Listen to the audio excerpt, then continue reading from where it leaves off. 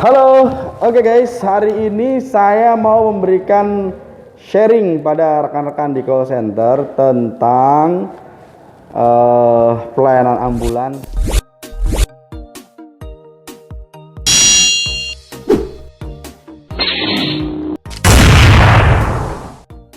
Baik, bisa dimulai? Baik, saya buka saja. Assalamualaikum warahmatullahi wabarakatuh. Waalaikumsalam warahmatullahi wabarakatuh. Alhamdulillahirrahmanirrahim. Pada kesempatan hari ini kita bisa bertatap muka dan silaturahmi dengan teman-teman semuanya, rekan-rekan semuanya. Mohon maaf kemarin sebenarnya acaranya kemarin pagi kalau nggak salah ya. Saya tukeran sama Mbak Uji. Sore pun semestinya saya masuk kan, tapi saya masih ada di Aeromed karena ngomongin bisnis kerjasama ya. Insya Allah mudah-mudahan berjalan karena udah terbukti kemarin acara bandara. Hari ini juga ada kegiatan lagi. Ya, jadi berjalan terus. Tapi mudah-mudahan tidak mengurangi kualitas dalam memberikan sharing materi tentang bisnis dan kepuasan pelanggan pada kesempatan hari ini. Baik, teman-teman, mungkin teman-teman nanti yang akan ditugaskan di call center nanti ya. Ya. Saya pikir rekan-rekan yang sudah di AGD tidak asing lagi kalau untuk call center, tetapi saya di sini hanya mengingatkan, berbagi pengalaman sajalah. Kalau ilmu, saya yakin teman-teman semua lebih pintar daripada saya. Ya, tapi mudah-mudahan karena saya lahir duluan ya, kita bagi ilmu lah seperti itu ya. Tidak bosan-bosan, ada dua materi yang ingin saya sampaikan. Mudah-mudahan Pak Gopur memberikan kesempatan kepada saya. Tadi bisik-bisik 1 JP loh. Ya, kita singkat aja untuk company profile karena ini terkait bisnis. Ini sering saya sampaikan dan mungkin berulang-ulang dan saya harus sampaikan berulang-ulang. Jadi jangan bosan dengan materi ini. Ya, karena ini bagian yang paling inti dari AGD Dinkes. Nah, langsung saja. Ini lebih ke company profile. Jadi profil AGD itu seperti apa? Yang kita tahu adalah AGD ini adalah UPT BLUD, ya, UPT dari Dinas Kesehatan Provinsi DKI Jakarta. Sesuai dengan Pergub 159 tahun 2019, bahwa tugas dan fungsi kita itu ada pelayanan ambulans dan kediklakan.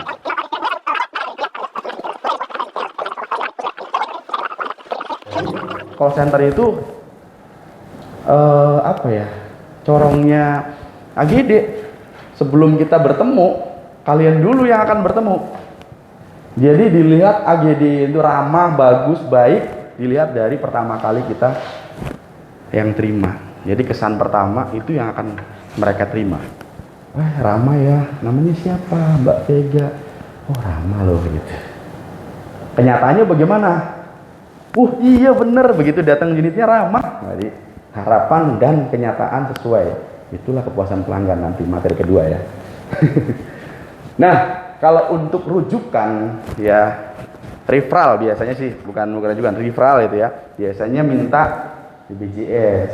Tapi kalau dari rumah sakit ya, rumah sakit ke rumah gitu, biasanya cukup KTP KK udah masalah.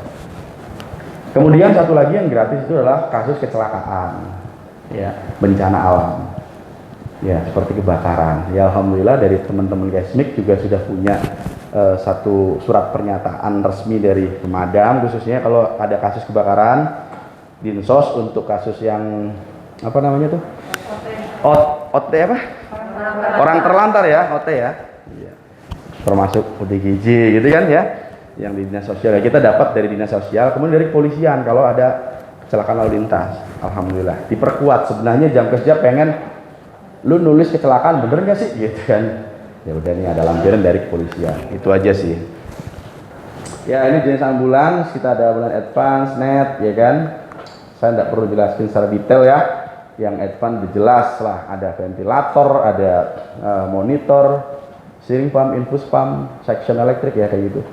Kemudian ambulans infeksius ya, perbedaannya adalah di kabin ya, ada penyekat untuk ngurangin infeksi ya, udara ya. Kemudian VRC adalah unit ambulan yang diawaki oleh teman-teman kita perawat ya, di luar negeri ada nggak ada, pertama kali di luar negeri. Jadi pencetusnya dulu Profesor Aryono juga pada 2000 berapa itu ya, saya masukkan 2003 ya. Jadi saya bingung juga nih, Prof Aryo membuat ambulan motor apa gitu. Sempet kayak nggak masuk akal gitu. Ternyata kalau profesor loncatnya udah jauh ya. Dia udah mikirnya 12 tahun kemudian, 15 tahun kemudian nanti macet gitu. Ya kayak gitu. Kita nggak nyampe, jadi makanya aneh gitu. Begitu sekarang baru, oh iya juga ya. Gitu. Untuk kejar respon time, URC dulu yang duluan, menangani airway, breathing, sirkulasi sampai dia stabil. Ambulan datang kan belakangan, baru dibawanya pakai ambulan mobil.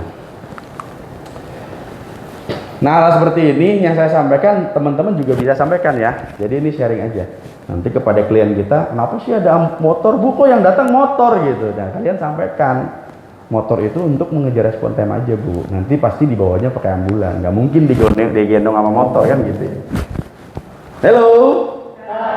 Ini tegang banget sih, santai aja sama. Kita kan keluarga. Oke, ini salah satu isi di dalam ambulan advance ya.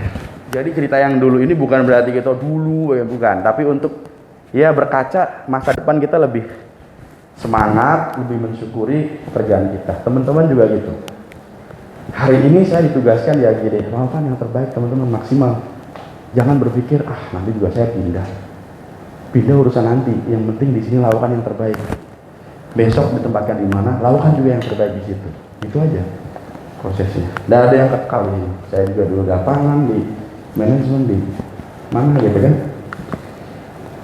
Neonatus Newborn Emergency Transport Service atau Neonatus Emergency Transport Service.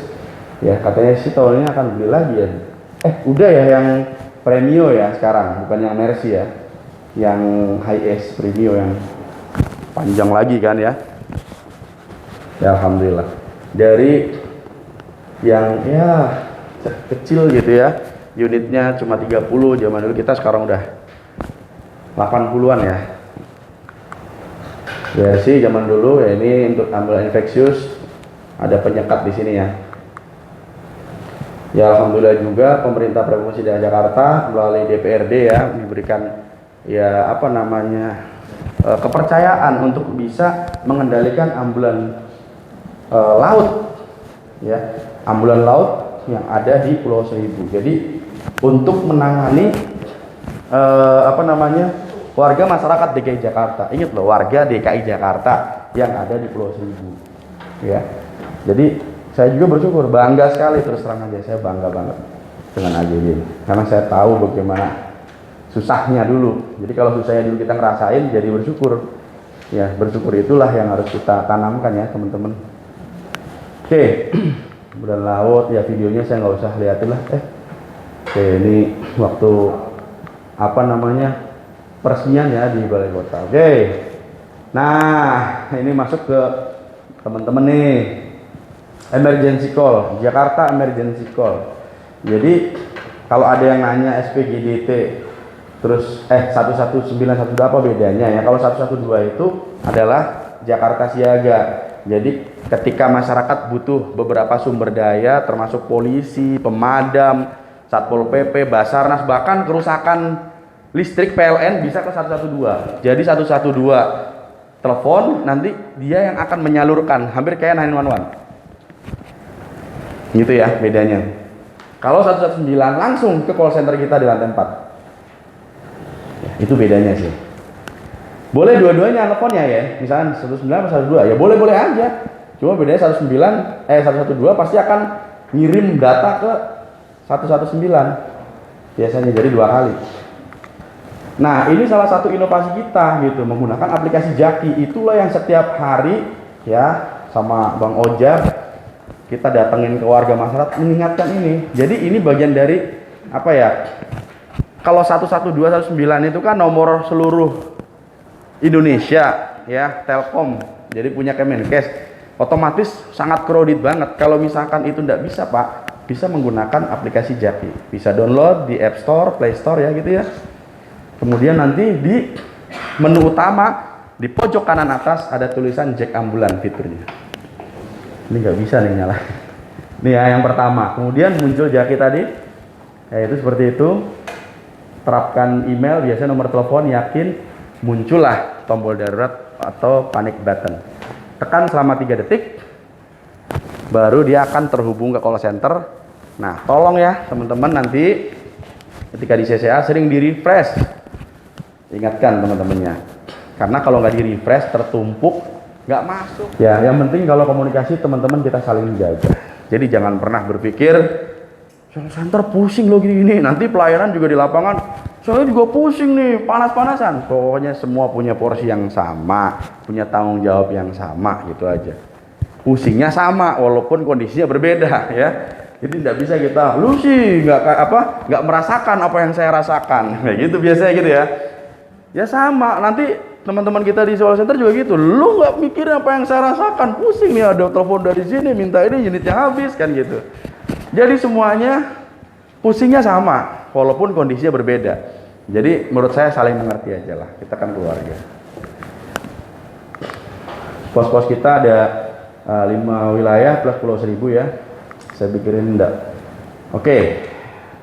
Kita juga diberikan wewenang untuk melakukan standarisasi ambulan. Ya, yang memberikan sertifikat sebenarnya PTSP. Kita cuma memberikan rekomendasi aja. Rekomendasi kalau standar itu apa gitu. Petugasnya kompeten, nanti dicek sertifikatnya, kemudian alatnya lengkap. Ya. Baru kita sampaikan kalau udah sesuai, kita ke PTSP, PTSP-nya akan mengeluarkan sertifikat. Berlakunya berapa tahun? 3 tahun. Sesuai Pergub 120 tahun 2016. Ya. Kita punya gedung dekontaminasi masih ada, walaupun udah jarang, tapi tetap masih ada karena COVID masih ada ya. Jadi masih ada di sana timnya Pak Dedis ya dan teman-teman lah. Nah ini juga salah satu dokumentasi kegiatan sosialisasi kita ya. Ke mana saja lah pokoknya, yang penting saya melihat ada manusia di DKI ini kita datengin. Ya Bang Ojak. Polisi lagi nganggur lagi jaga, kita datengin. Apaan nih Mas katanya? Ya Bapak kalau ada yang luka demonstrasi panggil kita Pak. Oh iya. Ya.